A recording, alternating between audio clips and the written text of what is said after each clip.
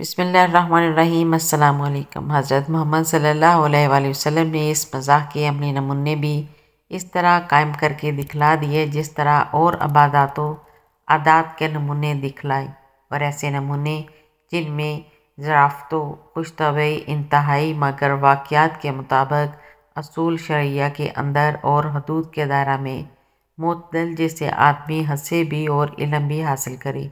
مثلاً آپ صلی اللہ علیہ وآلہ وسلم نے ایک بڑھیا کو مخاطب کر کے فرمایا کہ جنت میں کوئی بڑھیا داخل نہ ہوگی۔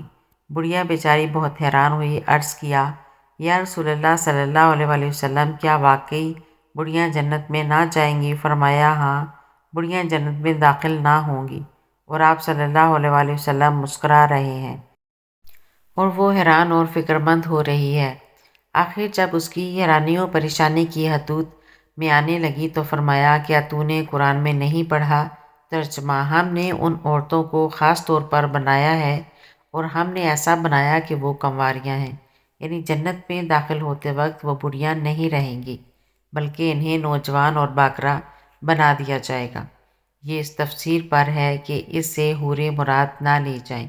دیکھیے، مذاق کا مذاق ہے اور واقعات متجاوز نہیں، اور نہ ہی اس میں کوئی ادنا دھوکہ یا چال ہے، بلکہ خوش طبعی کے ساتھ ایک تخیل ہے تاکہ فکر مند بنا کر ایک دم ہنسا دیا جائے کہ فکر کے بعد جو فرحت ہوتی ہے وہ زیادہ لذیذ ہوتی ہے۔ ساتھ ہی بڑھیا کو اور پوری امت کو اس مزاح سے ایک حکمت و علم کا سبق بھی دیا گیا، اور وہ یہ کہ بسا اوقات آدمی اپنے کسی ذہنی منصوبہ سے جس کا اسے شعور بھی نہیں ہوتا، آیت و روایت کے معنی غلط سمجھ لیتا ہے۔ بڑھیا نے ایک دینی قید لگا رکھی تھی کہ فی الوقت، یعنی جو اس وقت بڑھیا ہے وہ جنت میں داخل نہ ہوگی، حالانکہ مراد یہ تھی کہ داخلہ جنت کے وقت وہ بڑھیا نہ ہوگی، یعنی کوئی بھی بڑھیا بحالت پیری جنت میں داخل نہ ہوگی۔ بس اس مزاح سے حکمت کا یہ اصول ہاتھ لگا کہ نصوص شرعیہ، آیت و روایت کی مراد سمجھنے کے لیے ذہن کو تمام خارجی قیود سے آزاد ہونا چاہیے، ورنہ نص کا مفہوم کچھ کا کچھ ہو جائے گا، جس سے خود اپنے لیے حیرانی اور پریشانی بڑھ جائے گی، جیسا کہ بڑھیا کا حشر ہوا۔ حضرت عدی بن حاتم رضی اللہ عنہ کو جب یہ معلوم ہوا کہ رمضان میں سحری کھانے کی آخری حد یہ ہے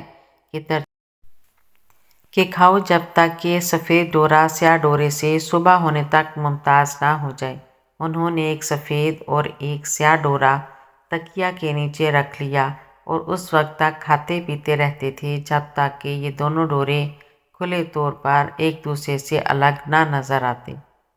اس میں کافی چاند نہ ہو جاتا مگر ان کا خورد نوش بند نہ ہوتا، اور وہ بعزم خود قرآن پر عمل کر رہے تھے۔ نبی کریم صلی اللہ علیہ وآلہ وسلم کو جب یہ معلوم ہوا تو آپ صلی اللہ علیہ وآلہ وسلم نے مذاق کے لہجے میں فرمایا، تیرا تکیہ بڑا ہی لمبا چوڑا ہے کہ اس کے نیچے سیاہ ڈورا اور سفید ڈورا یعنی لیل و نہار دونوں آ گئے۔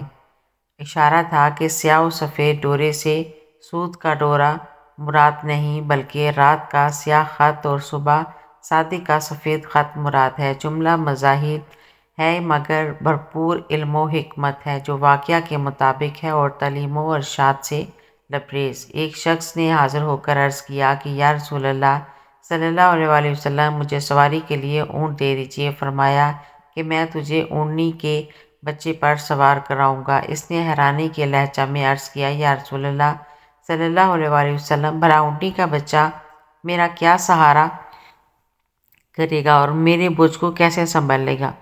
بس آپ صلی اللہ علیہ وآلہ وسلم تو مجھے اونٹ ہی عنایت فرما دیں، یہ بچے کا عکس چھوڑ دیں۔ جب زیادہ حیران ہونے لگا تب صحابہ عالم نے اسے سمجھایا کہ خدا کے بندے، اونٹ بھی تو اونٹنی کا بچہ ہی ہوتا ہے۔ تب وہ خوش ہو کر مطمئن ہوا۔ ایک انصاری عورت خدمت نبوی میں حاضر تھی۔ آپ صلی اللہ علیہ وآلہ وسلم نے اس سے فرمایا کہ جا جلدی سے اپنے خاوند کے پاس جا، جس کی آنکھوں میں سفیدی ہے۔ وہ ایک دم گھبرائی بولائی ہوئی خاوند کے پاس پہنچی۔ اس نے کہا، تجھے کس مصیبت نے گھیرا جو گھبرائی ہوئی دوڑی آ رہی ہے؟ اس نے کہا کہ مجھے ابھی نبی کریم صلی اللہ علیہ وآلہ وسلم نے خبر دی ہے کہ تمہاری آنکھوں میں سفیدی ہے۔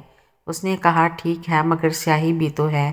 تب اسے اندازہ ہوا کہ یہ مزاح تھا اور ہنس کر خوش ہوئی اور فخر محسوس کیا کہ اللہ کے رسول صلی اللہ علیہ وآلہ وسلم مجھ سے ایسے بے تکلف ہوئے کہ میرے ساتھ مذاق فرمایا، مگر سبحان اللہ مذاق کیا تھا، حقیقت سے لبریز تھا جس میں ایک بات بھی خلاف واقعہ نہ تھی۔